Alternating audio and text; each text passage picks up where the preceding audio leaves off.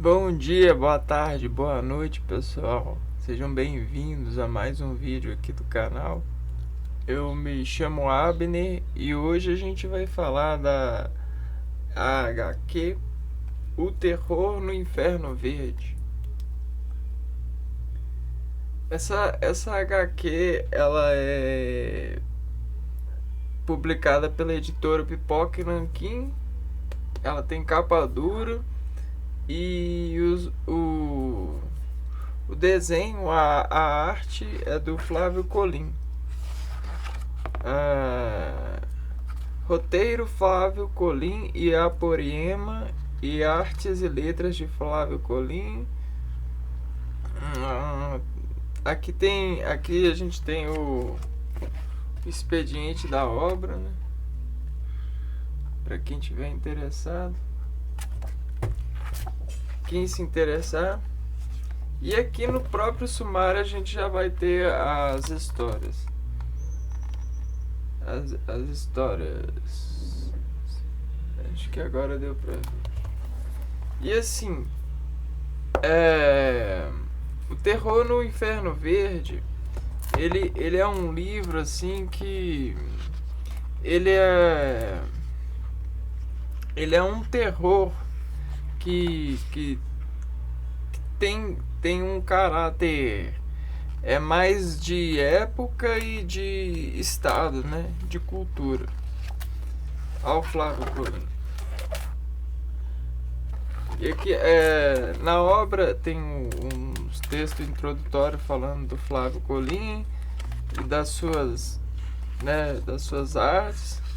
Para quem não é do mundo dos quadrinhos e não conhece, não pesquisa, é difícil saber algo, né? Mas para quem já conhece há bastante tempo, Flávio Colim já é reconhecido. E assim, falando um pouco da arte do Flávio Colim, a arte dele é tem muita personalidade, né? A Depois que ela é assim, o primeiro olhar da arte dele é bem tenso, sabe? É bem disruptível pros nossos costumes, né? Dependendo de com quem que eu tô falando. Pra mim foi bem disruptivo. Mas após ler, eu me acostumei tanto com a arte dele que pra mim eu sinto até falta, você entende? É, é bem assim, derrapante, sabe? E aí depois quando você consegue caminhar nessas ilustrações assim e ver os detalhes que ele pontua, assim, começa a prestigiar os detalhes que ele pontua nas suas ilustrações, você começa a sentir até falta. E assim, eu acho que ele capta muito bem, ele prestigia muito bem a narrativa. Porque, assim, dentro do gênero terror, ele conseguiu muito bem fazer elementos assim simples adquirirem características aterrorizantes, assim. Digamos que as histórias, a narrativa, ela é muito boa, a narrativa desse quadrinho. E nessa primeira história a gente já vai ter. A gente tem. Nas histórias a gente tem sempre o que pré-condiciona ela, né? O que está prestes a acontecer. E o nome da primeira história é Honorato. O texto é do Mavigner e a arte é do Colim. E aí tem assim, ó, defensor obstinado de temas brasileiros e do folclore nacional, Flávio Colim sempre introduziu em suas histórias situações que ocorriam nas mais diversas regiões do Brasil. O HQ, a HQ Honorata a seguir, tem como protagonistas o povo caboclo, o rio Amazonas e a serpente gigante Boiúna. Mavgner assina o roteiro e Colim a arte, mas curiosamente ambos são a mesma pessoa. E assim, realmente a gente se sente viajando com o personagem. E assim, tem uma coisa que alucina muito na arte dele e na narrativa. Eu assim, eu vou te dizer a verdade, eu me senti alucinado em todos os splashes, em todas as histórias. Todas têm um começo, um detalhe que bate assim na árvore mesmo da gente, na nossa medula, e a gente conecta com a história. E quando pensa que não, a gente fica eletrizado frente a esse fio de narrativa e fica só expectando o que tá por vir. E os finais geralmente são arrebatadores e são bem reflexivos. As histórias também, elas conseguem desenvolver bem o personagem principal, né, a partir das características que eles vão recebendo, né, e da época. E a gente acaba se envolvendo com o elixir nosso, acaba sendo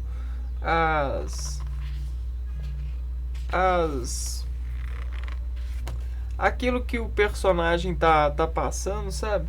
Nessa segunda história, ela é publicada originalmente na revista Calafrio, especial 5 da editora The Art, em 1992.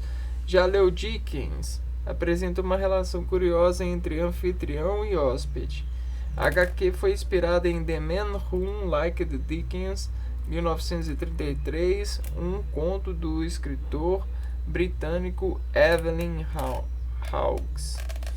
Então, nessa segunda história aqui, ele vai contar um cara que foi encontrado e recebeu abrigo. E aí, nesse dele ter recebido o abrigo, várias coisas vão se passando nesse abrigo, né? E aí, essas coisas que vão se passando, né, vão sendo o fio que eletriza a narrativa e gera o terror eletrizante, né?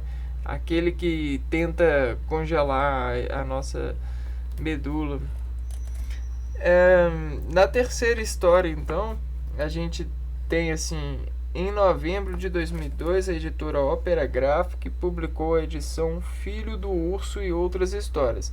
Aqui destacamos o quadrinho principal da coletânea, baseado no conto On Alaska Night, 1936, do romancista estadunidense Barrett Willoughby, Filho do Urso. E aí você vê que é uma coleção de contos de terror, e cada uma fala de um lugar ou de um acontecimento, chamam parte de um fio e que é desenvolvido. E aí nessa do Filho do Urso, moças que estavam viajando, né, acabam precisando de se refugiar em uma cabana, e nessa cabana ela começa a passar episódios de delírio, né? Achando que coisa está acontecendo, e aí esse delírio interior que essa personagem passa nessa história envolve visões, isso e aquilo. E aí esse é o terror dessa história, desse conto. No quarto conto, então, deixa eu ver se eu pego o nome para ficar mais didático aqui. Então o primeiro conto é Honorato, o segundo é Já Leu Dickens, o terceiro é Filho do Urso, o quarto é A Arca. A Arca reúne duas das principais vertentes do autor: um cenário majoritariamente brasileiro e um mistério que deixa o leitor com a pulga atrás da orelha desde o princípio.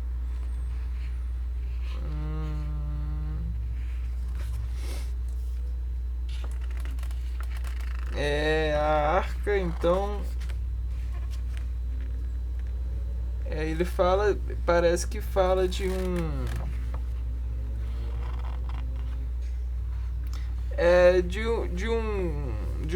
um camarada que fica com medo, fica pensando que a moça fez coisa errada, né?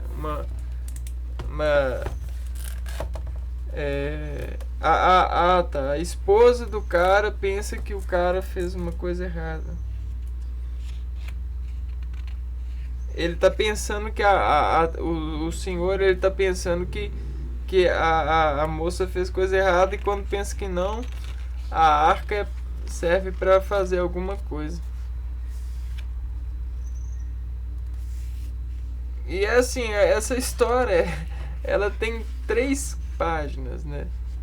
E assim, ele consegue, assim, esfriar o nosso circuito e nos aterrorizar, porque realmente isso pode ter acontecido, o que está nessa história. E quando a gente vê essa percepção, né, sim, dessa cena, a gente consegue ver várias outras cenas assim a partir dessa, né? Como se engenhasse o nosso imaginário para reconhecer que coisas assim aterrorizantes, que o ser humano pode ser aterrorizante, e a partir do terror que ele sente, né, frente a esses flashes aqui que ele tá lançando na gente. E aí a próxima história é O Caso dos 10 Negrinhos. A revista Mad in Brasil, 69, lançada em 1991 pela editora Record, trouxe um poema do escritor, tradutor e poeta Braulio Tavares, desenhado por Flávio Colim. O Caso dos 10 Negrinhos. Para preservar o resgate histórico, assim como foi feito com as demais histórias reunidas neste volume, que não sofreram qualquer intervenção de conteúdo, exceto gramatical, devido ao novo acordo ortográfico que passou a ser obrigatório no ano de 2016. Mantivemos o trabalho na íntegra.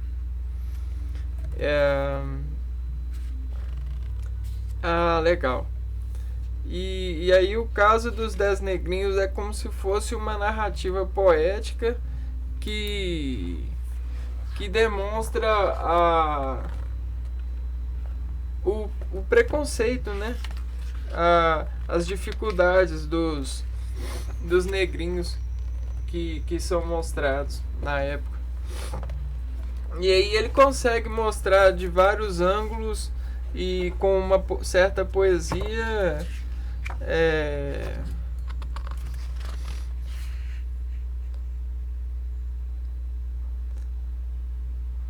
como que esses negrinhos, né, falados,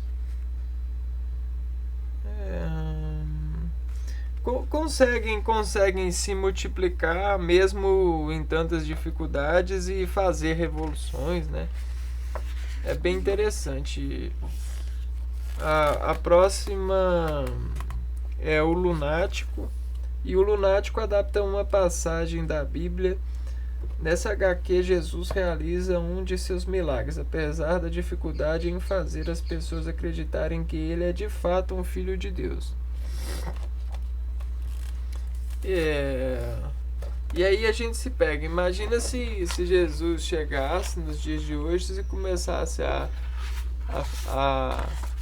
partir de narrativas buscar levar a gente a acreditar que ele é o Filho de Deus.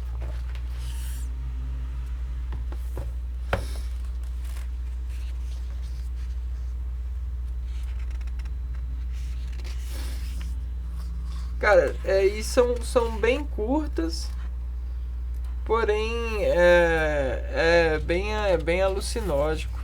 Né? Você passear nesses contos aqui, você viaja mesmo.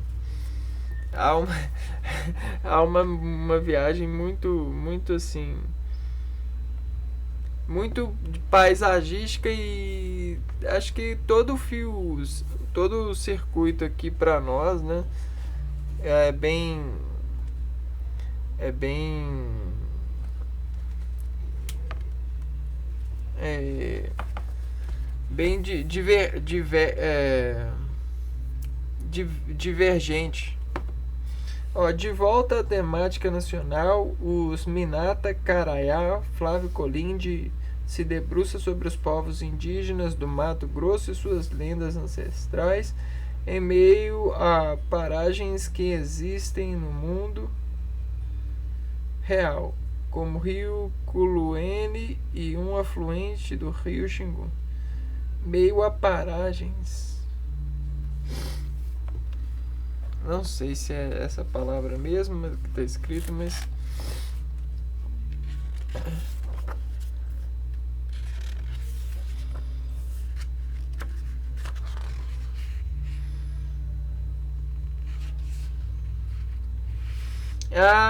legal.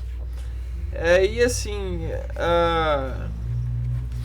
aí tem uns terrores diferenciados, né? Que fazem a gente pensar na representação que eles expedem, né? Por exemplo, os índios com a cabeça aberta, e aí eles colhendo uns frutos e assustando o pessoal. Cara, isso é bizarro. É bizarro mesmo. Só você lendo para poder tentar arcar com o barato desse bizarro. Então você tá vendo que tem várias histórias, né?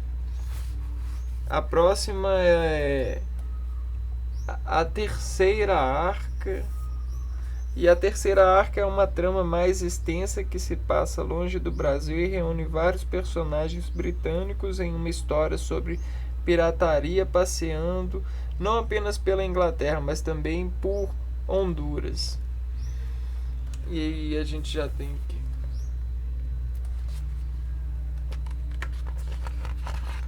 mostrar para vocês. E você consegue ver que os desenhos, eles são esse contraste do Flávio Colim, esses contornos dos personagens, tudo isso assim, é um efeito que é particular dele. E nessa história a gente tem, deixa eu ver se eu me lembro, assim, tem uma mulher que quer ir atrás de um tesouro porque o marido dela que morreu deixou um mapa de herança, e aí ela tem certeza que o tesouro tá lá, e aí ela tenta contratar um camarada, e aí o camarada ele aceita, e aí ele vai atrás do tesouro para ela, só que com algumas né, ressalvas, né, de que ele também ia ficar com o tesouro. Aí chegando lá na praia, mais alguém chega e combina de chegando na ilha, alguém convida de levar ele, só que também quer uma parte. Aí quando pensa que não, a velha aparece lá na onde que eles estão cavando o tesouro. E aí acontece o desfecho, né? O pessoal fica todo doidão por causa do tesouro. E tem as consequências disso, né? E a obra vai mostrar. Ela é legal, é uma obra assim, esse conto ele é bacana.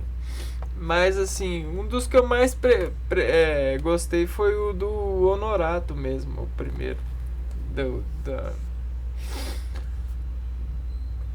da cobra lá.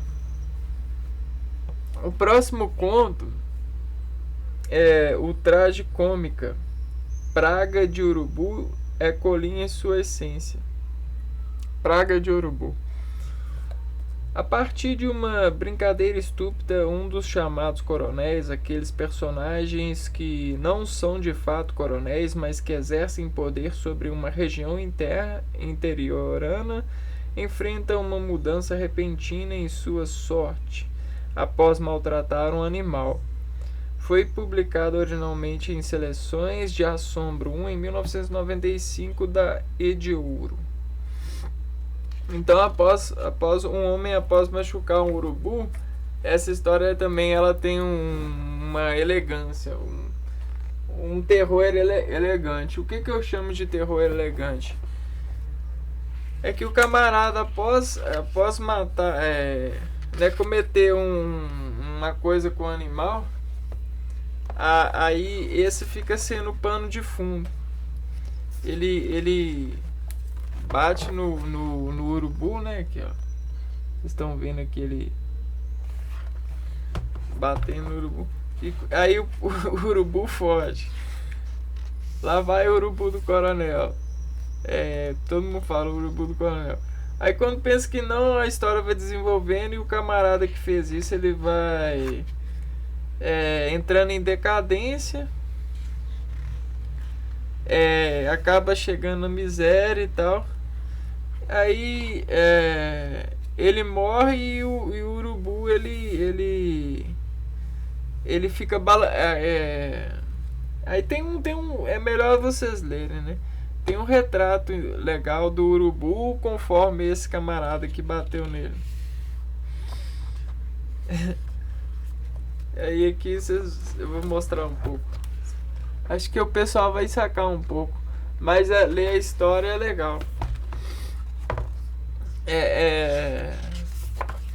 Tem um quê de degustamento, né? Que faz a mente ficar reverberando nesse lapso de terror, né? Que foge ao imaginário correto, né? O imaginário que fica o imaginário normal da gente. O próximo conto então é Viu a Caveira. E tendo chegado aos leitores pela primeira vez em 1995 na revista Almanac Assombração 1 da Ediouro, Viu a Caveira remete a um dos vários causos sobrenaturais que cercam os moradores das áreas rurais brasileiras. Ah, tá. Viu a Caveira. E viu a Caveira, ela é uma história que fala, né, que o camarada ele é diferenciado dos demais porque ele fala que viu a caveira, né? E aí nessa dele ter visto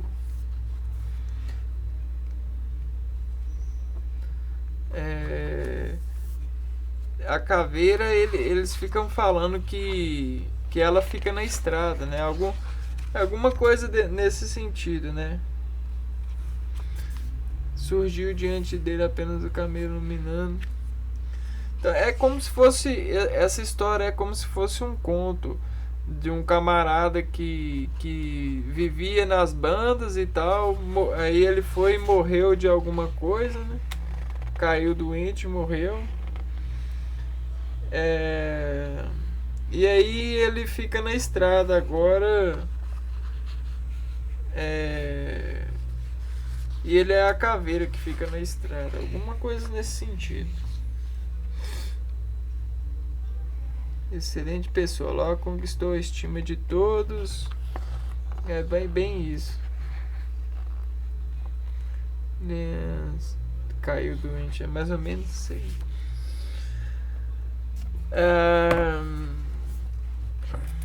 O próximo conto do livro que a gente está passeando nele, né? O Terror do Inferno Verde, é O Passeio da Peste, extraído de Pesadelo 5 de 1981, da editora VEC. Ocorre no século XVI, quando as missões da Companhia de Jesus trilhavam os mais longínquos territórios do Brasil para catequizar os indígenas. Mas não é somente essa ordem religiosa que tem objetivos definidos para os nativos, como Colim nos revela nas próximas páginas.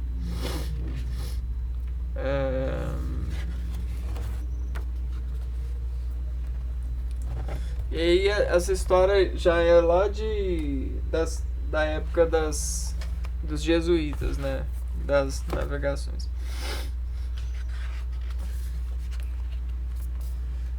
Aqui ele vai falando dos contrastes de ordens religiosas, né?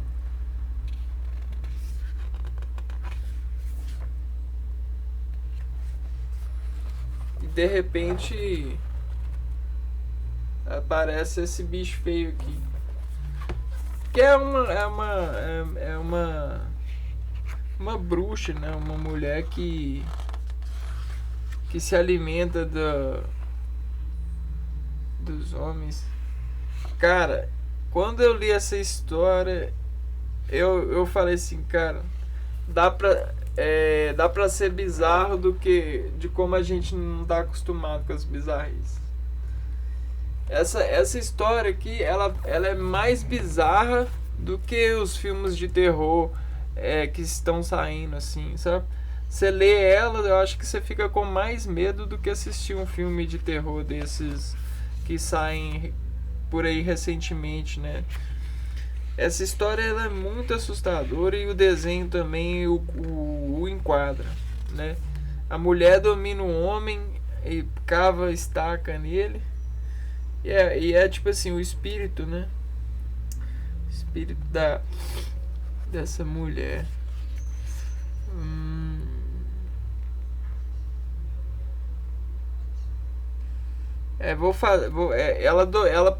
Ela pega o homem e fala assim, vou fazer minha colheita de vidas. É um espírito aí que renasce da mulher. Muita doideira. Quando eu li essa história, eu falo assim, caraca. Dá uma olhada na arte.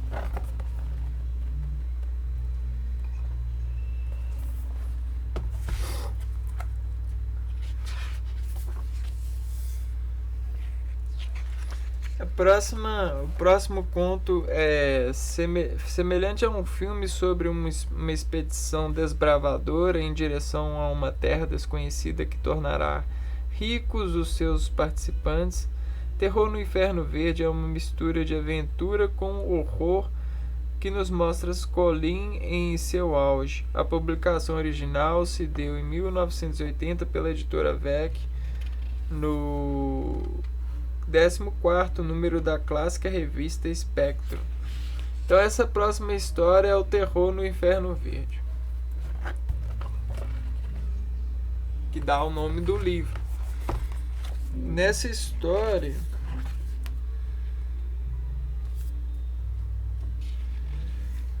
a gente acompanha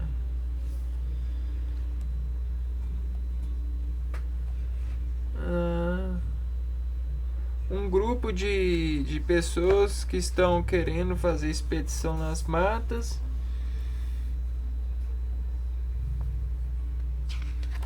E aí uma das pessoas acaba bebendo água fresca e morre. Nisso que ela morre, é, coisas vão acontecendo, né?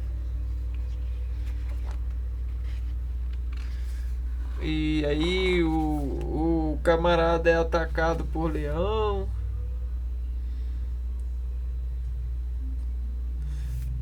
A cobra engole o outro.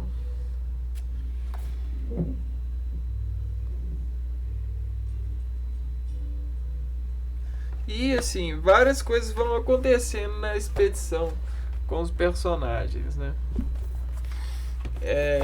E aí, aí vai mostrando como essa questão de você fazer uma expedição pode lhe custar muito da sua vida e da vida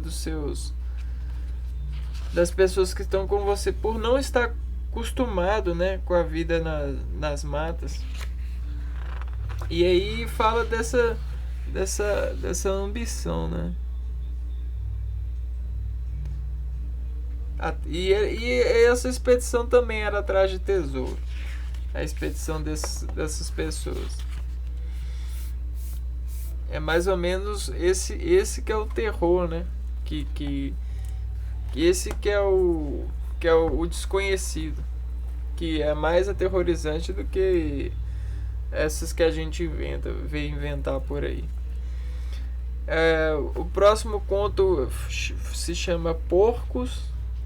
E o flerte entre humor e suspense deu à luz a Porcos, que traz como protagonista um homem chamado Nabor. Aqui o autor conta pouco a pouco os acontecimentos que conduziram o personagem à sua nova vida, muito diferente daquela que levava anos atrás. E beleza. Aí nesse conto o camarada chega num bar e aí cumprimenta um colega e aí nesse de cumprimentar, ele cumprimenta o colega tão assim tão com características femininas que o cara até ri, ele fala assim, ai, esse cara é viado e tal, esse cara ele aí aqui ó, comenta sobre ele depois de cumprimentar, sobre aquele cara lá. E aí ele começa a contar a história desse camarada e fala que esse camarada ele era que esse camarada ele era o cara das mulheres, saía pegando todas, de todos os tipos, todas queriam ficar com esse cara.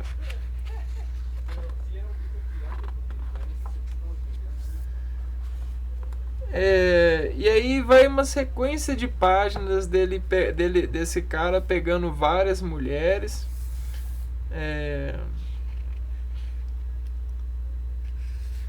Só que de repente a coisa, né, ele todo senhor das terras e tal, fazendo, ele se revolta com um cara que fez uma coisa errada, né? Ele vai lá e pega o cara e faz coisa errada assim, chama a atenção do cara, puxa ele no cavalo, arrasta ele pelo cavalo,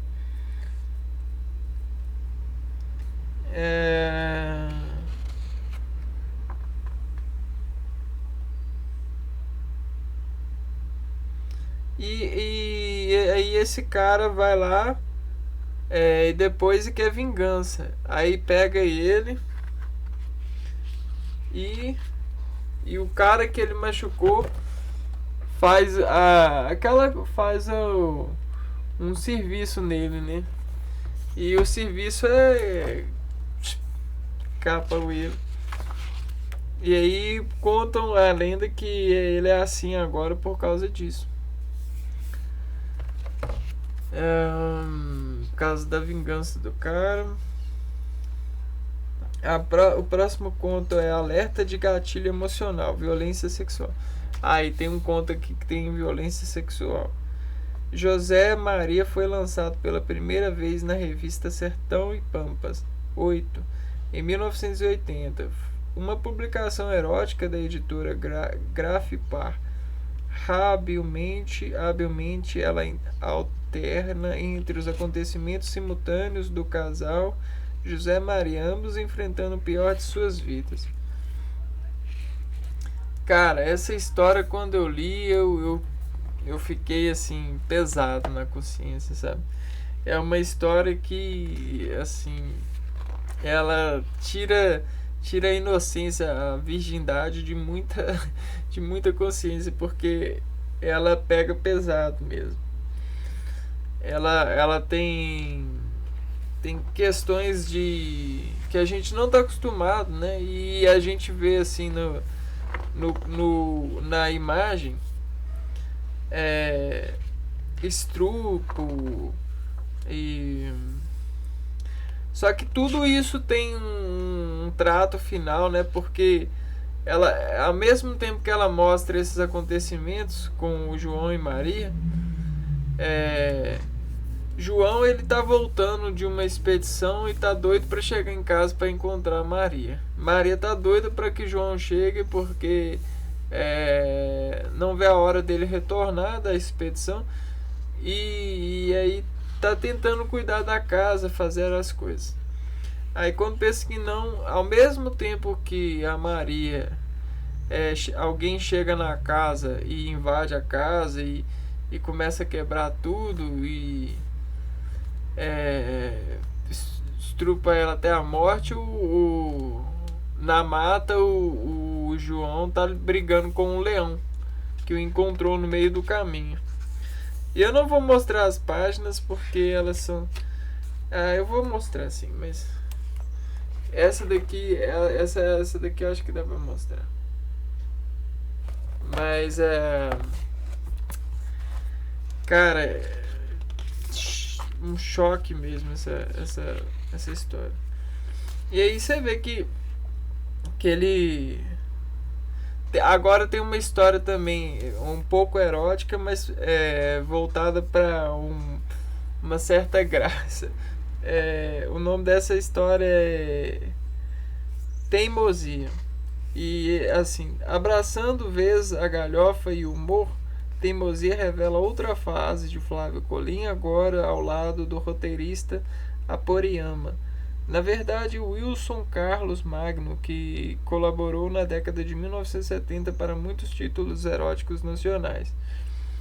E aí essa história, ela satiriza com a teimosia, né, de um povo. E aí o pessoal tá na cama e combina de quem falar primeiro vai acontecer, vai ter que ir lá fora tirar a roupa do varal. Aí o camarada fica lá na cama e a mulher fica lá na cama e chega o colega do camarada e vai lá e de repente abraça a namorada a esposa do camarada e aí faz amor com a esposa do camarada e eles ficam na teimosia, calados pra não buscar a roupa do lado de fora. Cara, isso aqui dá pra chorar, cara, porque nossa, é absurdo, sabe?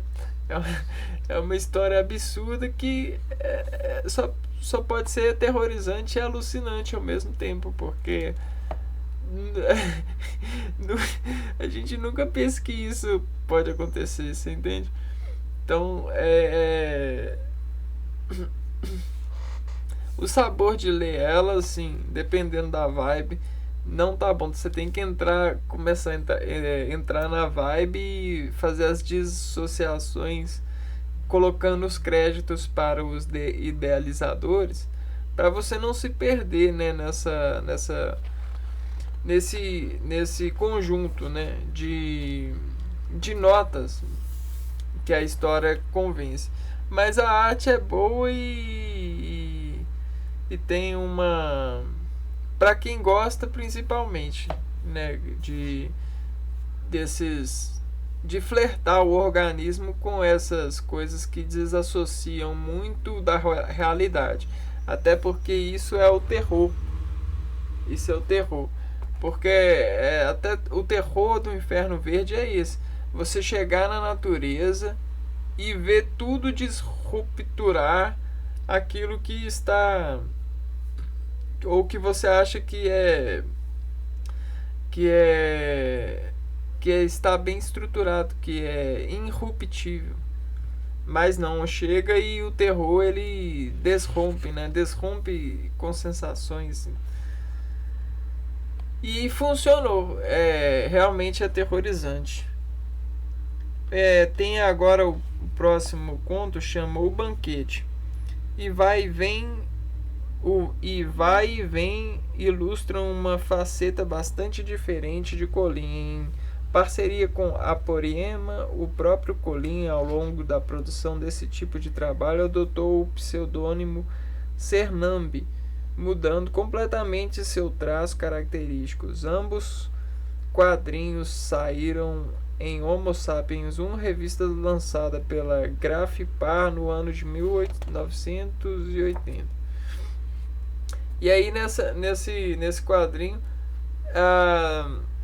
agora o desenho do Flávio Colin já muda, já está mais aberto, né? mais claro.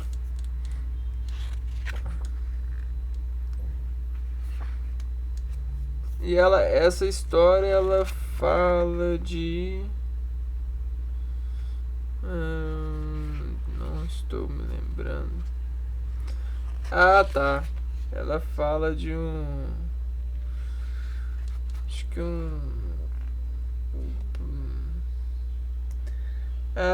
certo. Ela tem um fio erótico também, mas o banquete se refere ao camarada que ele foi trabalhar numa festa como fotógrafo, mandaram ele. E aí nessa festa ele foi, se vestiu, e ele é todo atrapalhado, esse cara. Esse cara é todo atrapalhado.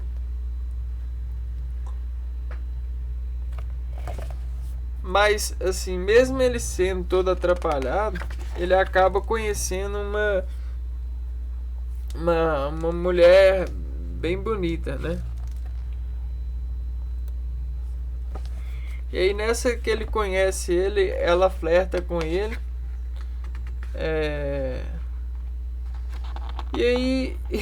E aí ele vai guardando as comidas, né? Que ele é todo atrapalhadão, esse cara. E ele guarda as comidas nos bolsos, assim, né? Pra poder levar embora da festa.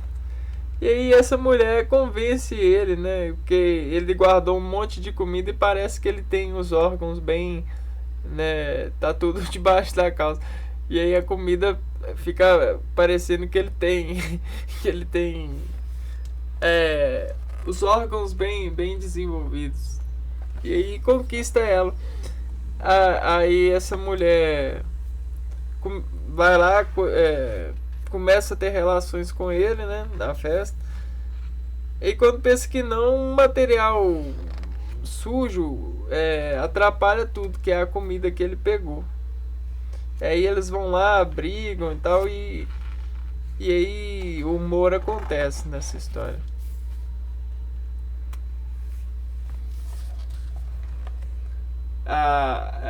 Tem acho que ele joga comida no tubo de no tubo de ar condicionado e começa a voar comida pra todo mundo. Acho que esse é um personagem que o Fábio Colin tinha. Tem outra história com ele, que o Flávio Colin desenha.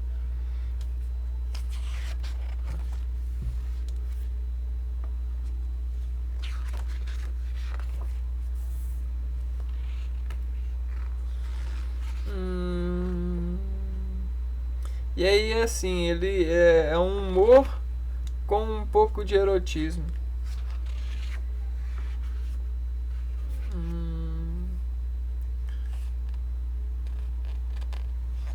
Ah, tá. Ah, não dá pra comentar esses humores aqui, não. Mas assim, é humor e um pouco de erotismo. Aí no próximo conto já volta o, o desenho normal, né? Tá mais na narrativa inteira. E nesse conto a gente tem em Joaquim o Magnífico, Flávio Colim e Wilson Carlos Magno narram os apuros enfrentados pelo desavergonhado protagonista durante uma de suas façanhas amorosas. De quebra, os autores brincam com alguns termos da língua portuguesa em Portugal. Saiu originalmente na revista Fantasia 7 da editora Nietzsche em 1990. Joaquim o Magnífico. E aí volta a arte normal. E aí nessa história esse Joaquim, ele tá... Eu acho que ele tá tentando cometer um roubo. Ele tá tentando roubar alguém. Só que aí a mulher, né, acaba pegando ele.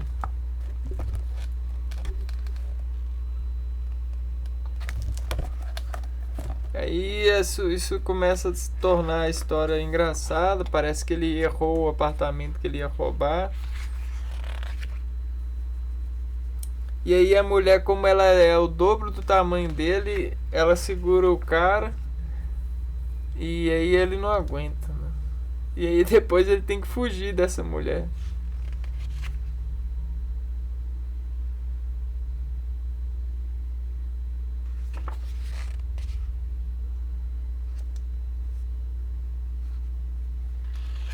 Aí na hora que ele vai pro apartamento certo, ela ele não dá conta.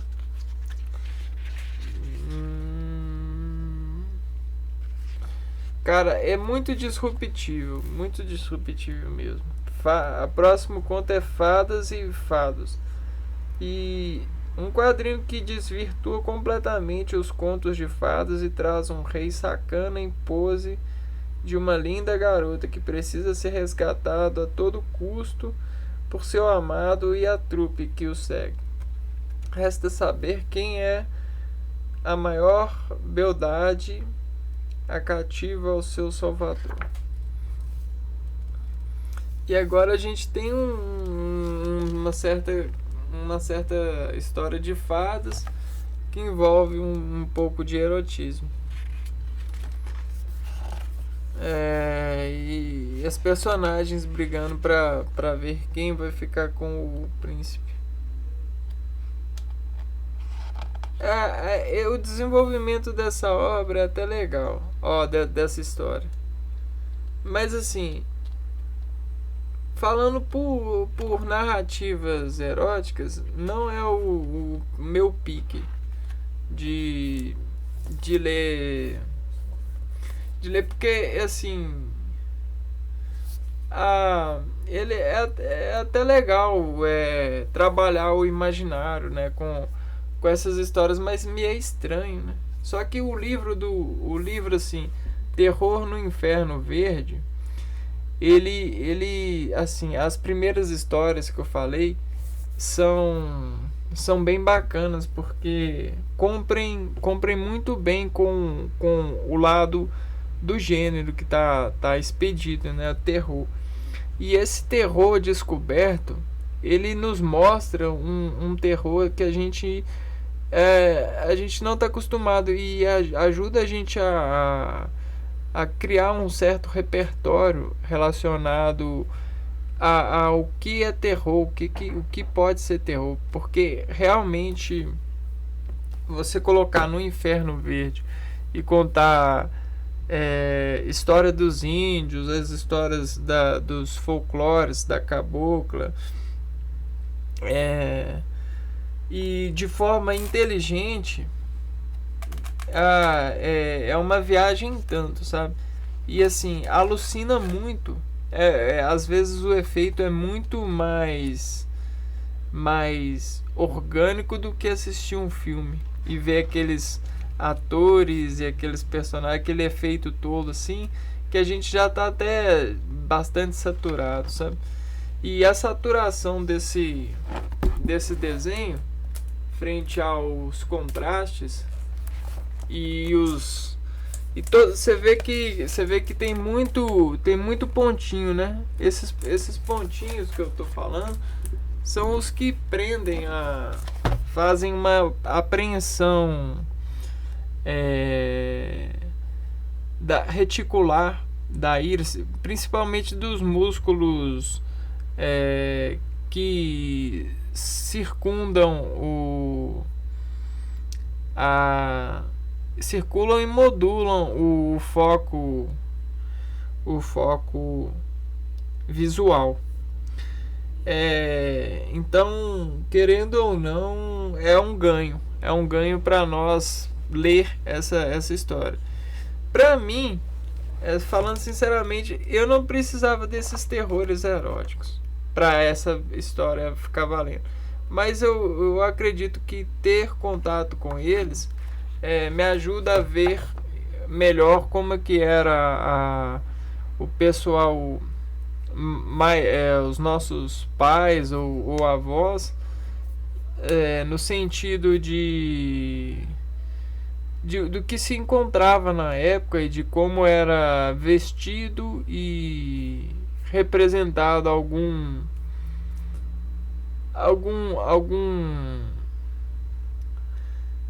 o conteúdo, né, midiático, o conteúdo de histórias nesse sentido, né? E é muito aterrorizante. Tem uma aqui que é muito forte, é muito soco na cara mesmo, mas tem hora que a gente precisa. Bom, se você se interessou pelo tema, por essa demonstração desse quadrinho, eu vou deixar o link na descrição. Você pode acessá-lo e comprá-lo. E aí conhecer essa obra e tentar ver o que ela te provoca, qual que são os ganhos, né? Quais recompensas você pode extrair desse achado. E um trabalho ficou muito bacana e tá muito bom, o acabamento muito bom, e eu acho que valeu cada centavo, né? Não me arrependo de ter adquirido esse produto. E aí fica aí a minha